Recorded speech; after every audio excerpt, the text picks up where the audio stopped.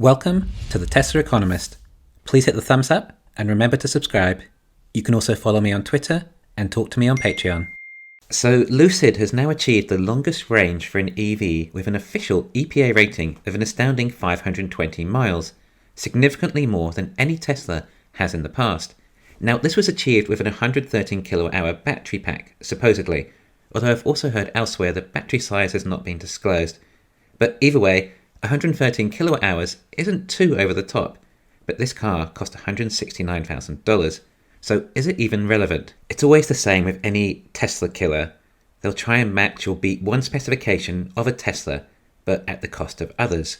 For example, the Porsche Taycan was able to achieve a drag time as fast as a Model S Ludicrous, but the Porsche had 200 miles of range, and nearly twice the price tag in order to achieve it. Tesla are achieving 405 miles with their latest Model S long range, which is still significantly under the range of the Lucid, but it is literally almost half the price. And in reality, when do you really need those extra 115 miles of range? Well, maybe Lucid drivers might find it useful without a Tesla charging network, which is going to only continue to improve. Yeah, the likes of Rivian and Lucid are going to have to resort to the Tesla supercharger network. But will Jeff Bezos allow Rivian to resort to Tesla services? He was too stubborn to use Android as an OS for his smartphone. A Kindle cell phone could have captured some market share if Amazon didn't decide on an entire new platform. Will Amazon make the same mistake again? Same goes for using Tesla's FSD. There just are no substitutes. We haven't officially heard the size of the new Tesla long-range battery pack either yet, but it is likely using some of the technology we saw in Battery Day to achieve this, as the weight of the new long range is significantly less. So Tesla are possibly achieving this range with a battery pack of under 90 kilowatt hours. But anyway, Lucid just wanted the bragging rights to claim their car has the longest range. And fine, they're going for a different market segment at a different price point. Of course, we know if Tesla just wanted to go for the longest range, then they would have beaten Lucid on range at a lower price point. But Tesla can't get distracted with ego. There is a more important mission at hand. So all of this is just really a bit of PR from Lucid. Do not fear at all. This company is of no threat. Their car with this range is not even officially a production car yet.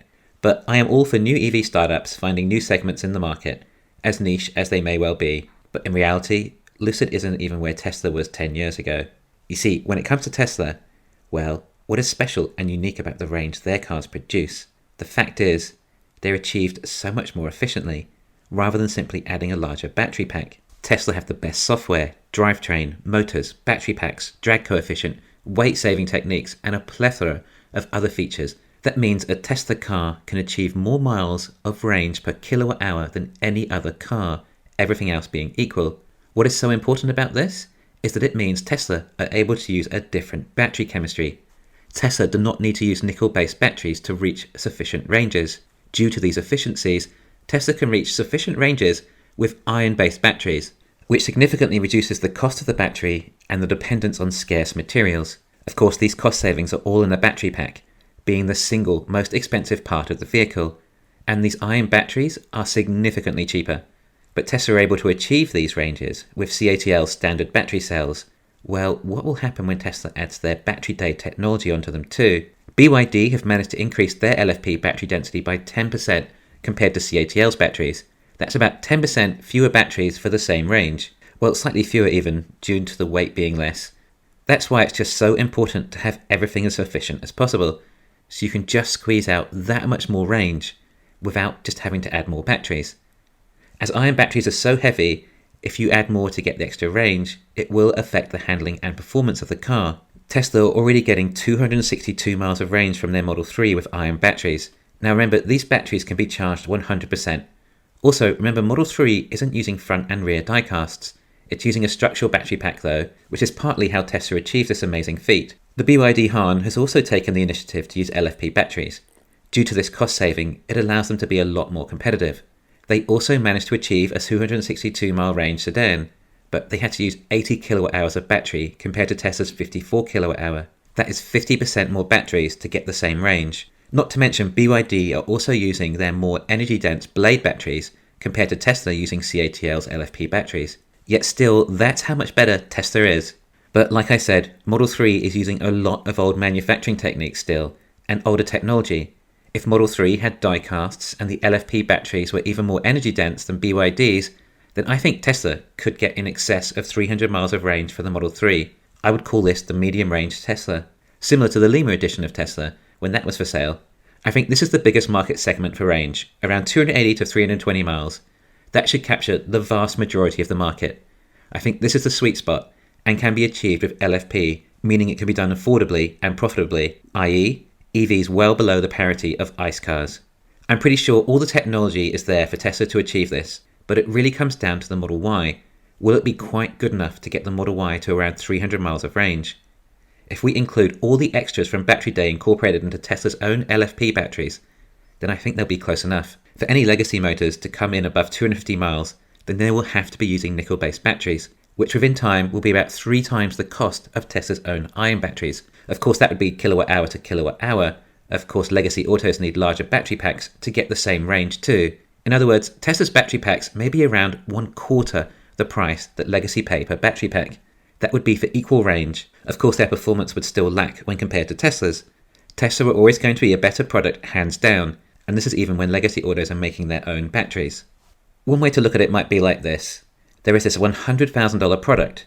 That is this amazing electric car. Elon has looked at this product and summed all its parts to be much closer to $25,000 with some vertical integration. Elon and Tesla managed to get the cost of this product to be produced at around $25,000 price.